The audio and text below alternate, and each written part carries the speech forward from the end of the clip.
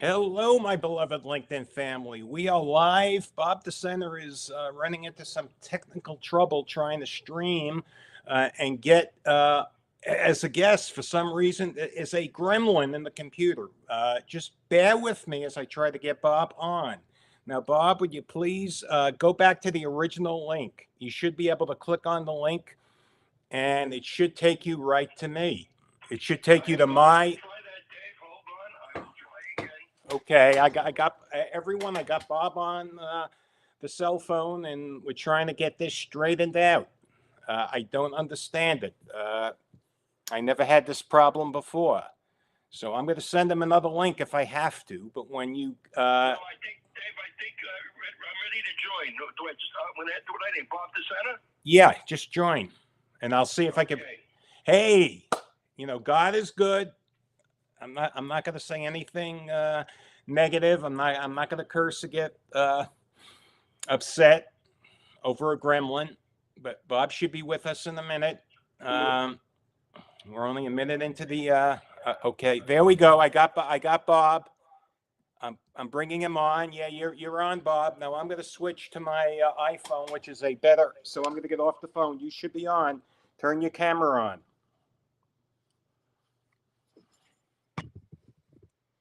Okay, everyone. Bob's going to turn his camera on. He's on with us.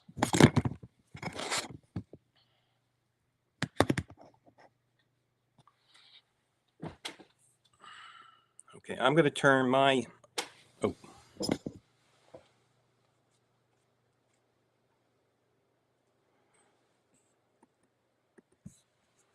Well, I don't have my iPhone camera on, but that's fine. I'm just going to use my HD camera here.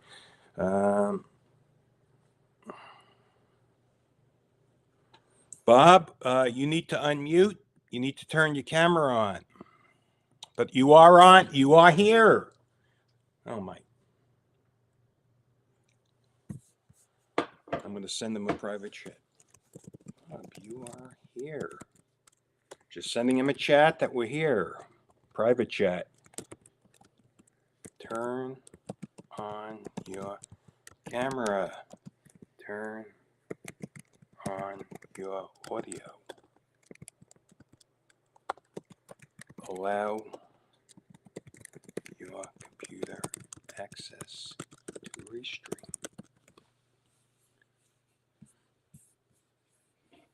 Okay, Bob is with us, but again, he's running into some technical trouble. Let me see. Okay, I don't understand. We had enough trouble getting him on. So why?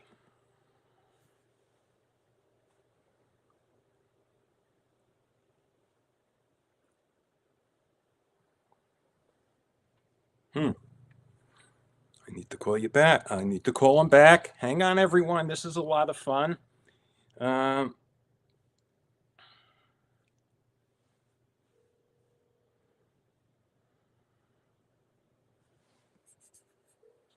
Yeah, you're on. I see you, but your camera isn't on. Turn your camera on. I'm trying, Dave. I hit it, and it's nothing happened. Oh my God. Well, at least I got you on, everyone. Hey, we got Bob on.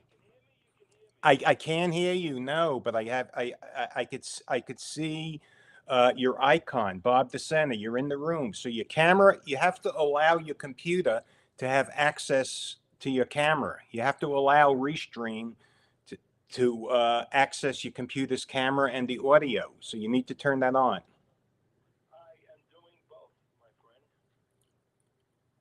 friend. Okay. Well, at least I have you here. Let me see what's wrong. We got that far. Okay.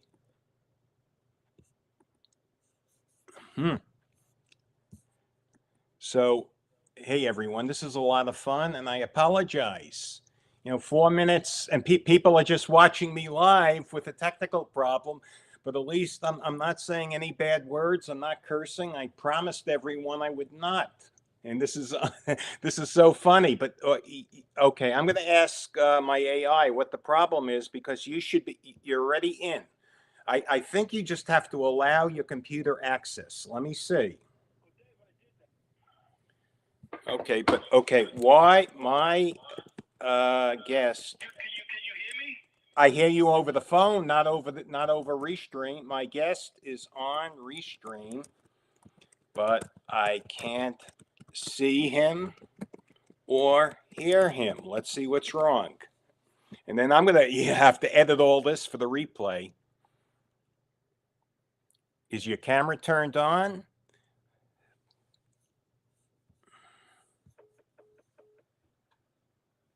Hello? Okay.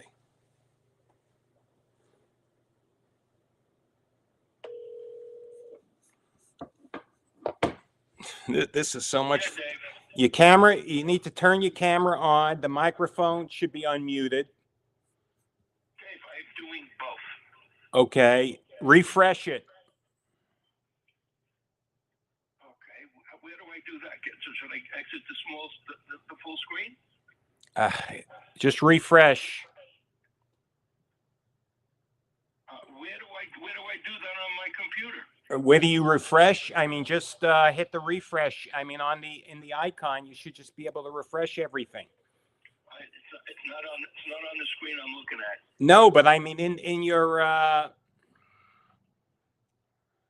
okay, you should be. There's a little up on your bar. You're in your web browser, right? You should see a little circle with an arrow up on the right hand. I think I have to exit full screen to see that, maybe.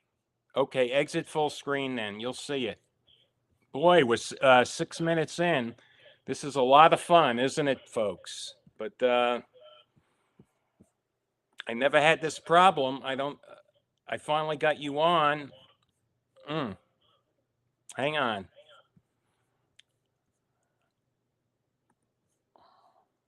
Changes you made. Should I hit reload? Hit reload. Putting everything together. Refresh your browser. There I am. Hey, do you see me? Okay, hang on. Yeah, I see you.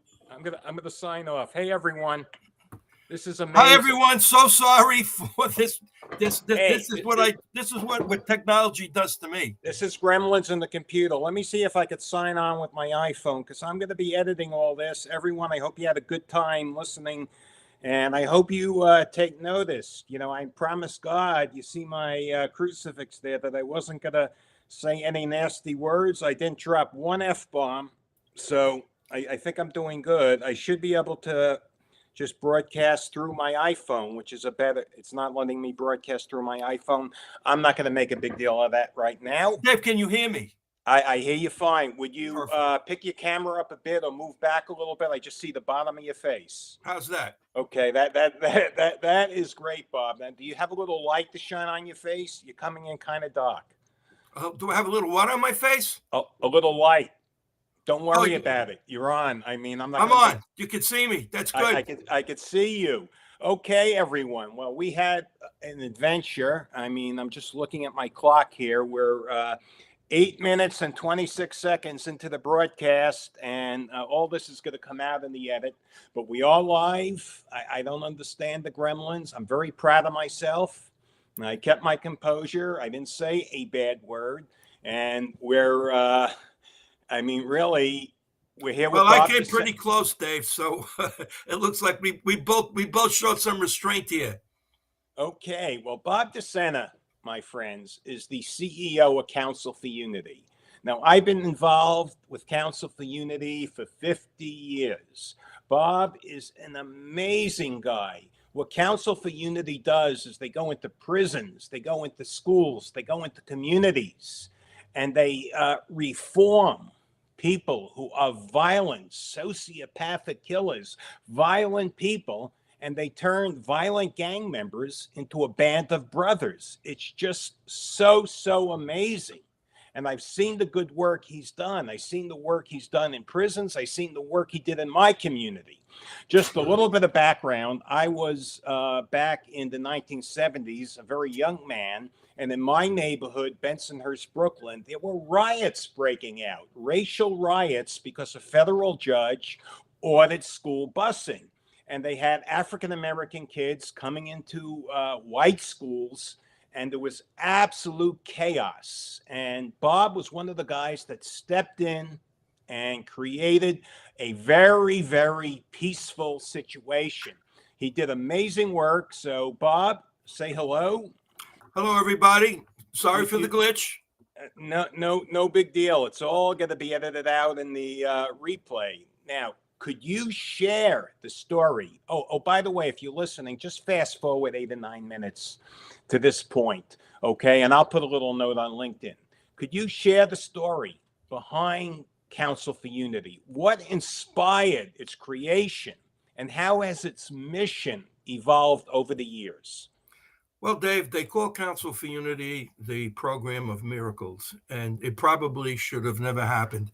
As you said, in the 70s, there was a court order basically to ensure that schools would be integrated. Now, the problem was, up until that point, every community in New York City school system had their own. They had a school that reflected their demographics, and most of the communities were monocultural. Now, once they started to bus in minorities to integrate schools that have predominantly white populations, a big problem occurred because nothing was put in place to prepare schools for the assimilation that was about to come. And so, as you mentioned, especially in Bensonhurst, there were riots. There was a lot of violence and assaults, and we were facing a full-blown crisis. Most of the strategies at the time didn't work. And when I was a teacher at John Dewey High School, when this problem began to rear its ugly head in our school, I was recruited to basically see if there wasn't some way to get out of this pit. So I recruited 6 gang leaders who represented the different demographics that were in conflict. They were not happy when I brought them together. They were basically in a room with their enemies instead of their friends. So you can imagine the effort that took to create some kind of a commitment. But basically, I empowered them not only for their own safety, but for the safety of the school, and got them to agree to work with me for 1 year. And if it didn't work, then obviously we would have had to disband. And a miracle happened. Within the course of a year, these contending leaders ended up becoming a band of brothers. And the violence in the school stopped, and it also had a huge impact on the community. Now, what's the significance of this? For 200 years, America has been struggling with issues of racism and hatred of immigrants. And the best we've come up with is to create laws that kind of mandate that somehow we learn to respect one another, respect our differences. And it hasn't worked, as we know. Now, when this group, these 6 leaders formed Council for Unity, they made a statement that this problem that's been affecting America for 200 years stops in this place, in this time, not by some mandate or by some law, but by their agreement to end it. And that was profound because it hadn't happened anywhere else in the country. So from that, the Council for Unity evolved, and we began to recruit. And eventually, the Department of Education called us downtown, asked us to create a curriculum. They funded us so that I could hire many of these former leaders as staff. And they were working for the Department of Ed, but assigned the Council for Unity. And so we went into many violent schools, 8 high schools in the beginning, turned them all around just like John Dewey. And then we spread to elementary and middle schools. And then eventually through the Boys and Girls Club of America, we spread all across the country. So, and then we began to also expand into other areas like correctional facilities, police departments, communities. And so Council for Unity became this holistic model that engaged schools, communities, law enforcement, and corrections, with a very vigorous plan that Council for Unity ex-offenders would find employment and be helped by the community so they wouldn't go back to prison. And that was an amazing template. And that's where we are now. Well, I know you worked in a correctional facility, and I want to focus on that for a second. You worked in the Suffolk County Correctional Facility, and that's just such an amazing story. You had that at prison, they were on the verge of a riot, and you had opposing gangs. You had the Bloods and the Crips ready to kill each other, and you came in and you created not only peace, but you created harmony. You created a band. I'll say a band of brothers. You created unity between some very, very violent people in a prison that was about to explode. It was one step away from exploding. Tell me about that, please. Well, we don't want to get into hyperbole, Dave, or too much drama here. The truth is that, the gangs in the prison were engaged in violence. The sheriff basically said to me, I'm probably out of my mind for taking this program because I don't think it's going to work. He said, but if you're crazy enough to go down to the chapel and meet with because I'm going to send all the gang leaders to meet you. There's going to be one sergeant at the desk who was a female.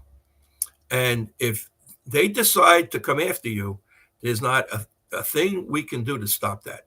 Well, let me interject just for a quick second. I saw the video. I saw that sergeant interviewed. She said there was about to be a riot. Those were her She words. said she was afraid that there was going to be a full-scale riot. And she didn't want to be there. Yeah. She didn't want to be there. Go ahead, because... But she did.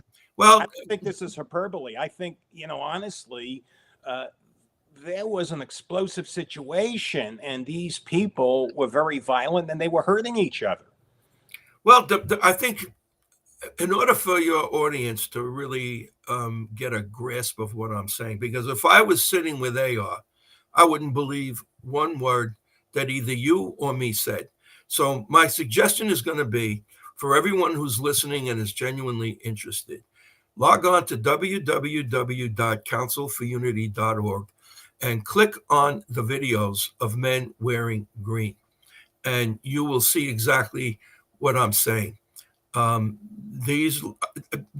It's probably a subject for an in-depth video of how I was able to make that happen, because people said, what did you say to these people?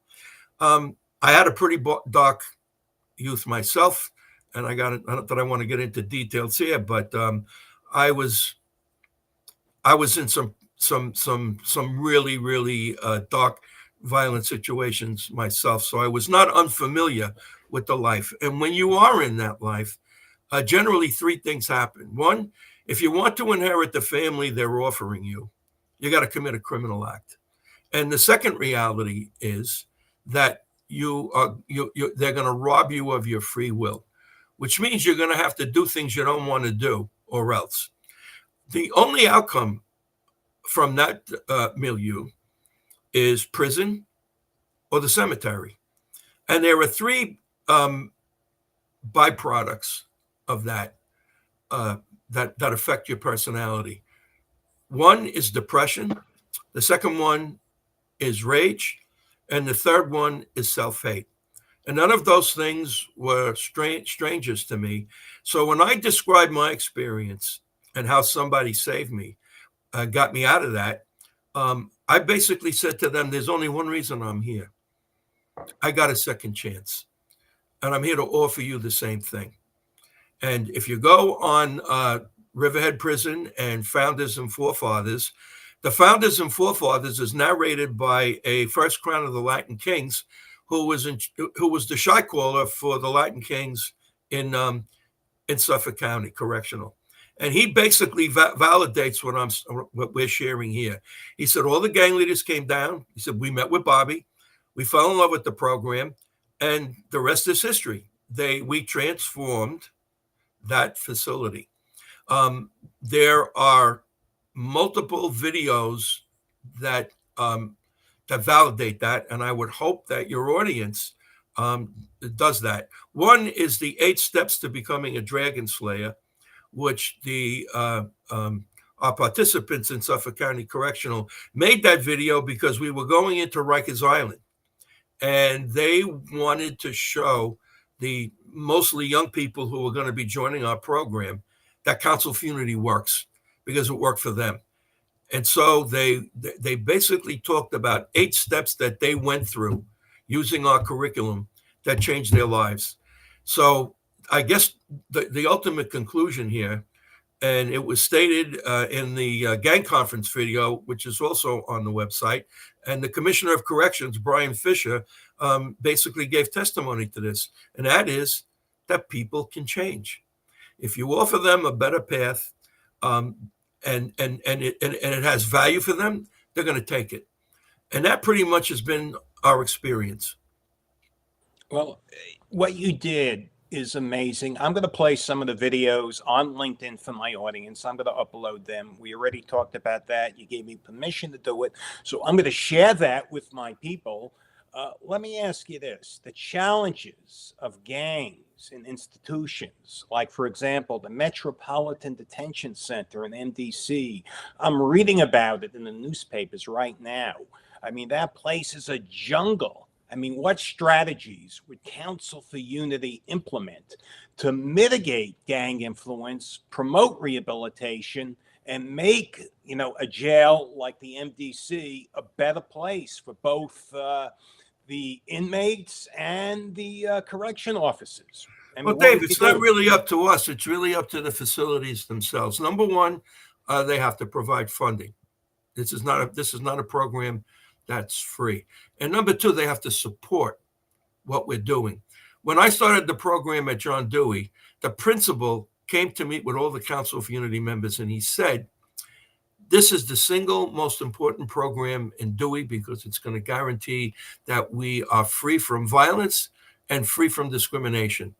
The sheriff at Suffolk County Correctional at the time pretty much did the same thing. And he basically said, I'm supporting this because I think it's good for you. So if you're an inmate, the bottom line, and I don't want to use that word, if you're an incarcerated person, it's a fair question to say. An adult in custody. That's what. Well, or a young person who's incarcerated. What's in it for me? And the bottom line, and what I have shared, is it's bad enough that you're in hell already. Having to live every day, waking up, not knowing who's going to stick a shiv in your back or who you're going to have to kill in order to survive that day, just compounds your hell. If you create a Council for Unity where we bring everybody together, there's nobody left to fight, and there's nobody left to make fun of. So the great byproduct of unity is that it absolutely stops violence. Again, I'm going to say it. You bring everybody together, there's nobody left to fight. And so what's in it for them is safety. And then once there's safety in a facility, the next step is that incarcerated people can start taking advantage of programs that are available to them. And in a lot of our facilities, you can get training in all the trades. You can get an associate's degree, a bachelor's degree. I know that when Brian Fisher was the superintendent at Sing Sing, the incarcerated men there were able to get a master's degree. So the bottom line, Dave, I think, is that you have to introduce hope. And if people don't have hope, they have nothing to lose. And if they have nothing to lose, you better look out, because if they don't care if they live or die, they don't care if you live or die either. So a lot of things would have to come together in order for us to do what you are suggesting. And it would have to be a commitment on the part of the facility itself to support Council for Unity. Well, of course, this is a program that's good for everyone. And let me just say that I'm very familiar with what you've done. I supported your organization, not only with money, but with, individual mentorship. As you know, I used to, go to your events. I used to mentor gang kids. I mean, I was involved hands-on and I was involved financially. But for people that don't know what you've done. I mean, you mentioned Brian Fisher. He was the commissioner of corrections in New York State, which is one of the largest correctional. And Council for Unity, as he will admit, was instrumental in making that happen. But if you go on, if your followers also go on the website and click on the our gang conference, which was probably the most compelling gang conference in the last 20 years, they are going to see former gang leaders sharing their experience in Council for Unity and their transformation. And Commissioner Fisher basically said that Council for Unity is probably the best program I know of to help young people get out of gangs. And he said, again, Council for Unity proves one thing: people can change. Sheriff DeMarco followed him and said basically the same thing. He said, I go down, I visit the men, and, through Council for Unity, they take their mask off. They rid themselves of the hard, cruel facade that they've been living behind and become human and become vulnerable. And he said, actually, when they're able to do that and become authentic, he said a lot of them actually break down and cry, maybe for the first time since they've been children. So this is basically what this program does. It restores you to your humanity. It gives you hope that if you learn how to make relationships work, if you become collaborative with other people that are in your situation, everything is going to change. You're going to change, and the institution you're in is going to change right along with it. Well, Bob, could you recount a particular instance where the council's intervention led to a significant positive change in an individual? Maybe tell my audience the story of Stagger Lee. I mean, I think they'd want to hear that. Well, I think I can bring one even a lot closer. And that person was, I'm not going to say the illegal activity that he was involved in, but he and his partner were making about $16,000 a week. So I'll let your followers use their imagination. Yeah, I'm sure they know. But okay. There was a riot in Erasmus Hall High School. I was called in. It was basically a race riot. And ironically, it was between African Americans, Jamaicans, and Haitians. And at the time, the Haitians were at the lower end of the social hierarchy in the school, and a conflict broke out between a Haitian and a Jamaican, which led to a full-scale explosion in the school.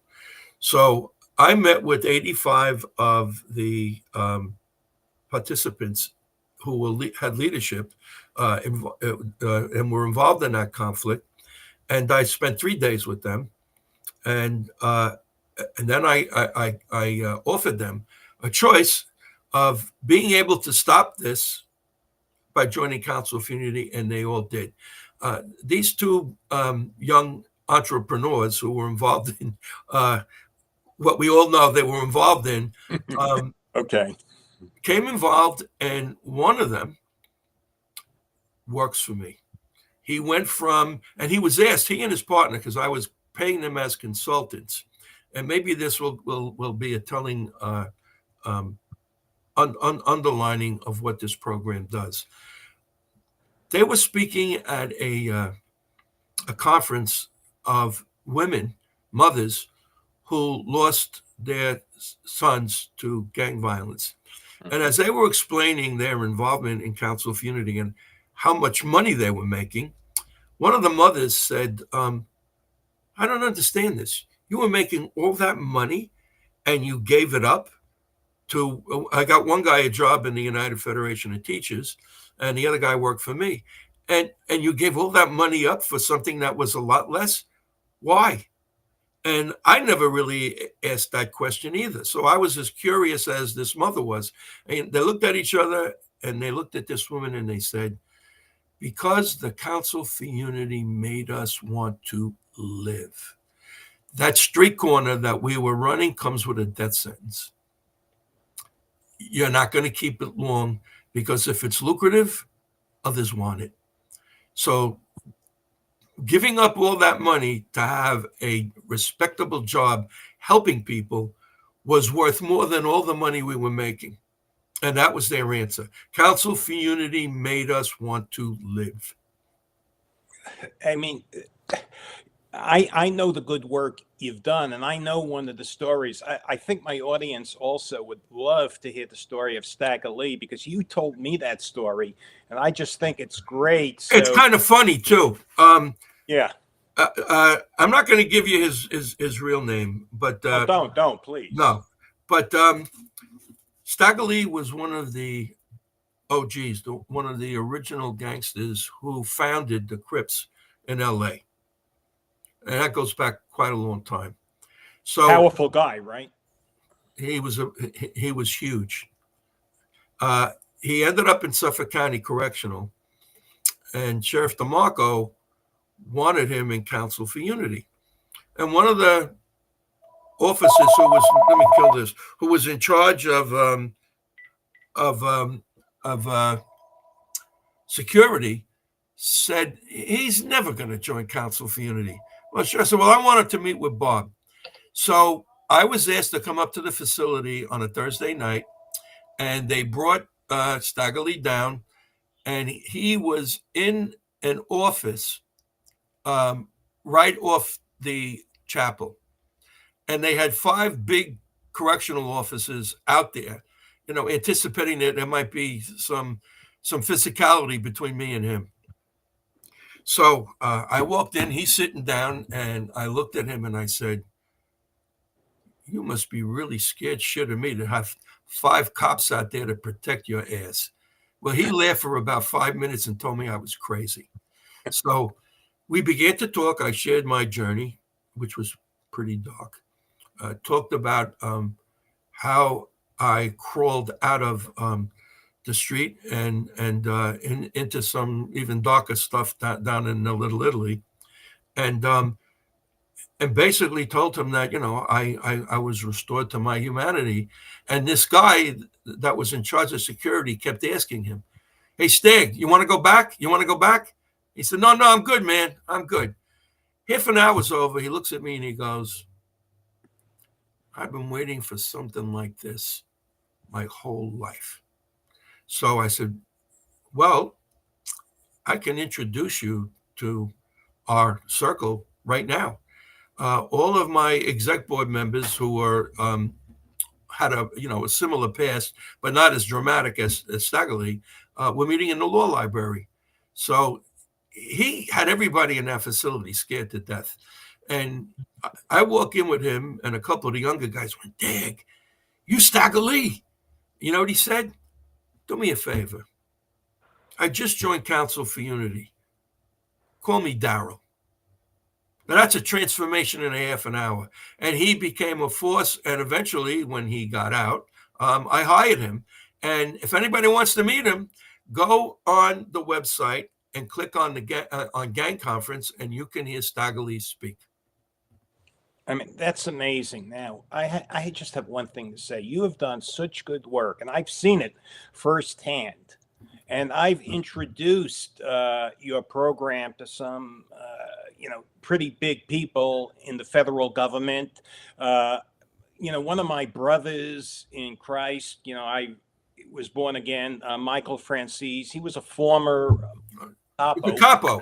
Yeah, and he became a born again Christian, and he speaks, very well. I attend his Bible studies, and he also he offers his services free of charge, to help to talk to gangs, and the silence. When I offered your service, there was silence. Why aren't people in government listening? Why isn't the Federal Bureau of Prisons, for example, listening and implementing your strategy? I haven't got a clue. Understand. I haven't got a clue. Maybe they don't want to empower people. Listen, Dave, a lot of prisons today are private, and it's in their interest to retain because it's money. It's money. Brian Fisher tried to close 3 correctional facilities in New York State, and he was roundly defeated by elected officials because those facilities in those small towns upstate New York employed literally hundreds and hundreds of people. The prison is an economic base. You've got people who catered to the prisons and food, linen, and to close that would in the mind of a lot of elected officials, create economic hardship. So I don't see it that way. Yeah, well, I don't either, but that's what it does. I mean, so I don't know what the reason is. I know that for a period of time, we were funded in Rikers Island. We were funded in Brookwood Juvenile, upstate New York. We were volunteering our services in Sing Sing, and we were funded in Suffolk County Correctional. My guys from Sing Sing joined this rehabilitation through the arts, and they did they wrote a screenplay called Sing Sing, and two of my guys, Sean Dino Johnson and Divine G. Whitfield, Divine G wrote the script. That movie is up for 3 Academy Award nominations. So there again, here are 2 guys who came through Council for Unity and rehabilitation through the arts, who are getting the message out that people behind bars are reachable, can change their lives, and can become assets to society if we put the proper steps in place to make that happen. So, Dave, I can't answer your question. Somebody else is going to have to answer it. I don't know why. I know what we can do, but for whatever reason, nobody's knocking on our door. And here's the scary thing. If all of them were watching now, they would say, that guy is out of his friggin' mind. I don't believe a word he said. However, thank God we've got the website, because they can hear out of the mouth of major gang leaders how the Council for Unity has changed their lives. It's there. And I barely speak. They're the ones that are doing the narration.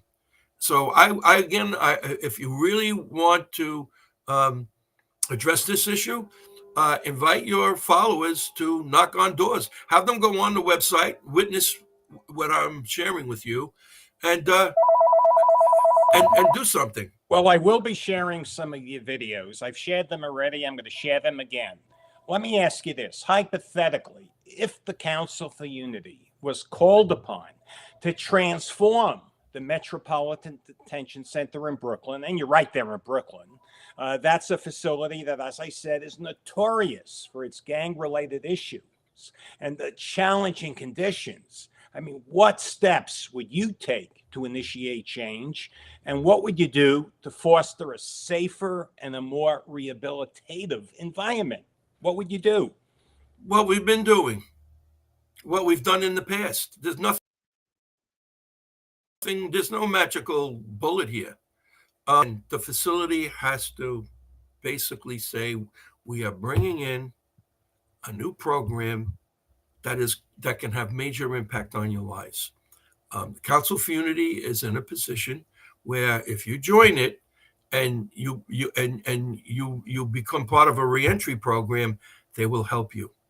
So number one, that is the first thing we would do really is show them those videos where they're looking at men in green who took the council journey and are basically speaking to them about how this program changed them. Because I walk in there cold.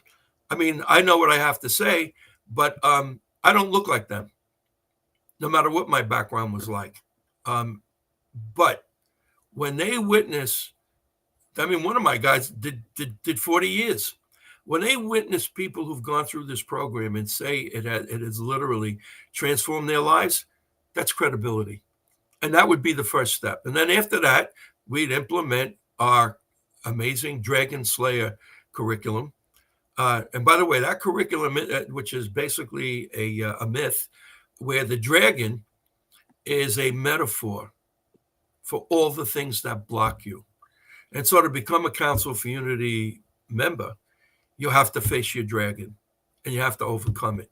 What I used to tell the guys in my circle in Suffolk County Correctional, and as an impetus to change, I said, a correctional officer did not drive you to this facility. Your dragon did. And if you don't face that dragon, he's going to keep driving you back. So you have to make a decision. Either the dragon is going to drive your bus or you are. If you decide that you are, then take the council journey, because we will empower you to make that possible. So that's basically the groundwork for what we would do. Let me ask you this. What drives you personally in this work? Oh, God. Reclamation. I know you're born again. I was born again through world mythology, which is more of a spiritual rather than a parochial journey. But a guy in my darker days saved me. And he ended up committing suicide, which killed me. He was the toughest guy I ever met. I adored him. And I'll share one really, really, really dark experience that I had with him that may even relate to what happened to you when you found God. He and I both shared a sensitivity that we had to hide, because when you're in that life and you show sensitivity, you're dead. So the only way to compensate for that sensitivity is to be twice as violent and twice as hardcore, so nobody sees through those cracks in your psyche. So he confided in me, and I certainly confided in him. He's about 10 years older than me. And I'll just share this one episode because it was probably the darkest moment in my life, and I think a lot of the guys I speak to could relate to it. It was like 3 o'clock in the morning. In this joint we hung out with, and we're both drinking heavily. And he says to me, I want to ask you a question, and I want you to tell me the truth. Sure. What's the question? Do you believe in Christ? I said, what? He said, I'm going to ask you again. Do you believe in Christ? I said, yeah, I guess so. Why? And listen to what he told me. He ain't never coming down here. He ain't never going to show up. We're the damned, and we are the abandoned. And somebody's got to get the hell out of here. And I think it's you. And I said to him, you're out of your mind.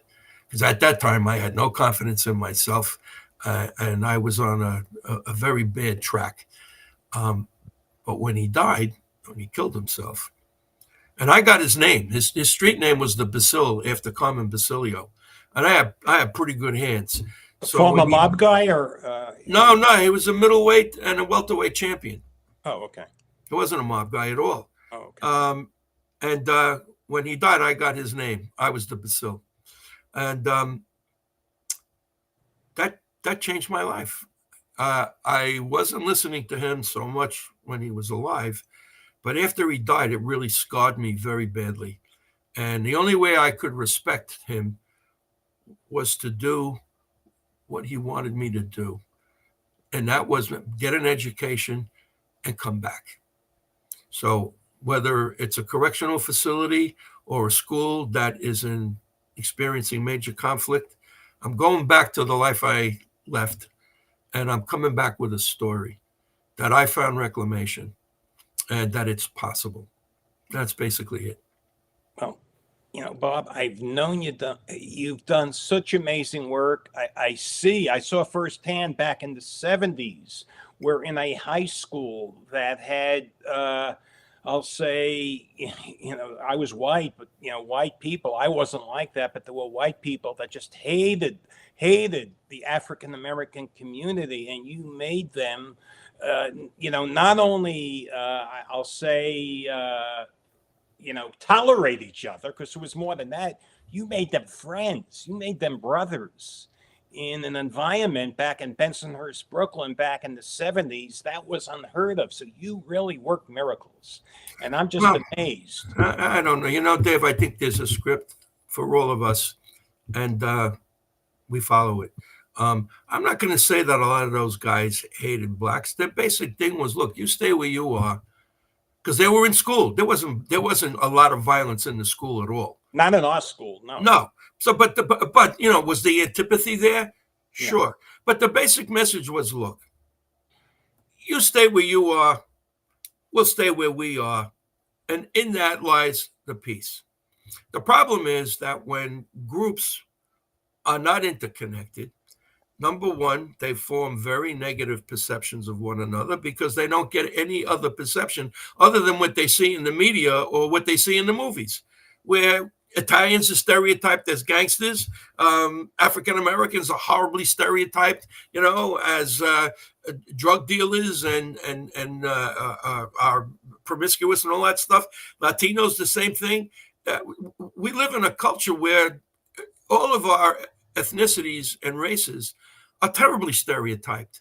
And in order to change that, you bring people together. So when everybody was in Council for Unity, they were learning the positive things about each other's culture. And out of that came a sense of a common humanity, which is basically the answer to this planet. And after, a million years of evolution, read the news. We still haven't been able to get to that point of realizing that unity saves this planet, it stops violence, and it stops discrimination. And we've got leaders out there who are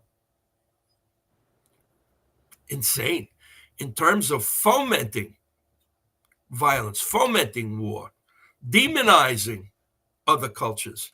And that's why, I am witness to the opposite of that because I'm in Council for Unity. I see every day what the world needs to become. And that's what keeps me going. Council for Unity is what the world needs to. We have over 130 cultures in our network, and they're united as a single family.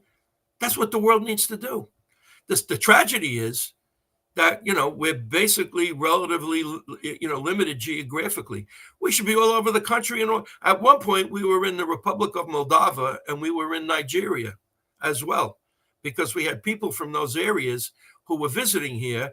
And in fact, if you remember, you actually funded the Council for Unity in Moldova. Yes, I do. That was in the early 2000s. To come to America to participate in our induction. Well, that's what my company did. And if I could, just tell my audience, this is a very shameless self-promotion from my son. But anyone that does a solar energy project or buys a BEST system, that's a battery energy storage system, through my son's company, he's gonna donate 3% of the profits to Council for Unity, another 3% of the profits to my church. Shameless self-promotion. I'll get past that because that's not the purpose of my podcast. I want to tell people about Council, but one of the things I want to point out, and I attend all of Michael Francese's events, and I find him very dynamic and very powerful. He's a good guy. Yeah, he makes the point, and I mean, this is a sticking point with me.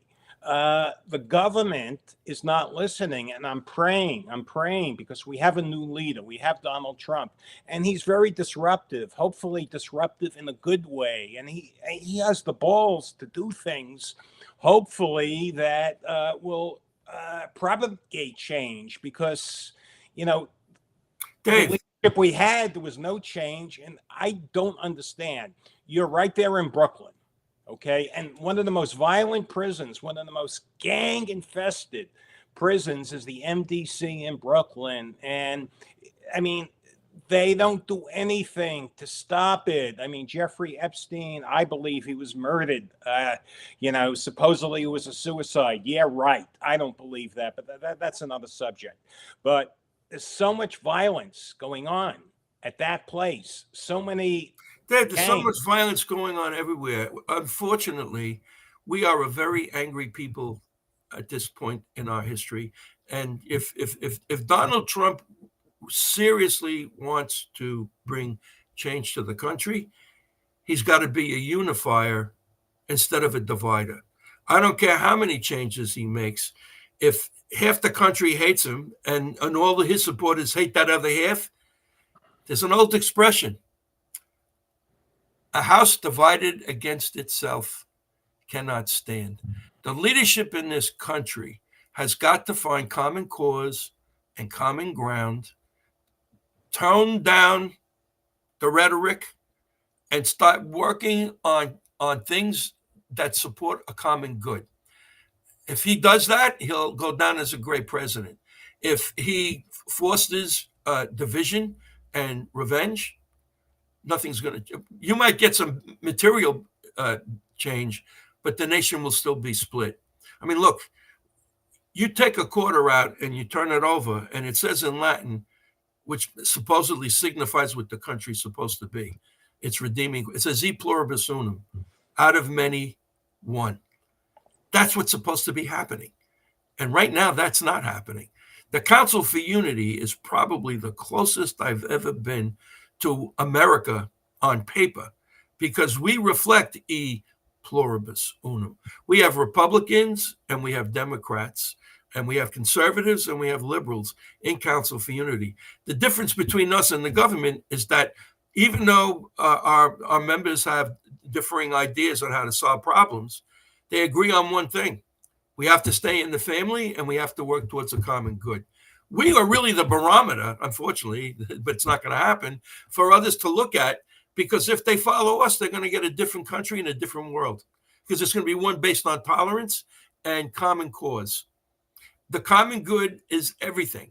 You have to support legislation, programs that promote the common good. You promote the common good, you get everybody involved. That's what you guys are doing. That's what you guys are doing, Bob. Yeah, I mean, well, unfortunately, it's on a very small stage, but it's significant. It's powerful. But yeah, maybe, podcasts like this can lead to people demanding that Council for Unity come to their schools or to a correctional facility, because with that comes change. And that's what we need. Bob, I thank you for joining me today. I thank you so much for taking the time out of your very busy schedule to address my audience. Before we leave, looking ahead. I mean, do they have any questions? I would love to meet with some of you people. See. I mean, I might. I'll turn on my chat here. I'll see if no, I don't see any questions. Okay. And this is going to be replayed, and I'm sure we lost a few people in the beginning. I'm going to, just for my live audience, I'm going to edit this and, restream it, because the first 7 or 8 minutes it was kind of a disaster. But hey, it was God's way of testing me, because, if you've been following me, I mean, the one problem I had when, something went wrong with my computer, I'd say a bad word, I'd curse, and I promised not to do that. But before we go, could you tell me, looking ahead, what are your aspirations for the Council for Unity? Are there any new initiatives or areas of focus that you plan to explore to further the organization's impact? Well, obviously, Dave, if you use the word shark a lot. If a shark doesn't move, it dies. We are very aggressive in marketing the program, in board recruitment. IBM just made a major commitment of key personnel to volunteer to strengthen our operation. And we are expanding. We've gone into some new schools, and I'm pretty happy. The council is a dynamic that will always keep going forward. Well, I want to thank you for joining me. We'll be back again. I'll bring Bob back. Hopefully, we won't have technical troubles. And Bob, thank you so much for joining. It was a pleasure, Dave. I enjoyed it myself. And salute to all of your followers. I hope you found this meaningful. Everyone, my LinkedIn family, thank you for joining me. God bless you. Have a great day. God be with you all. Okay, Dave.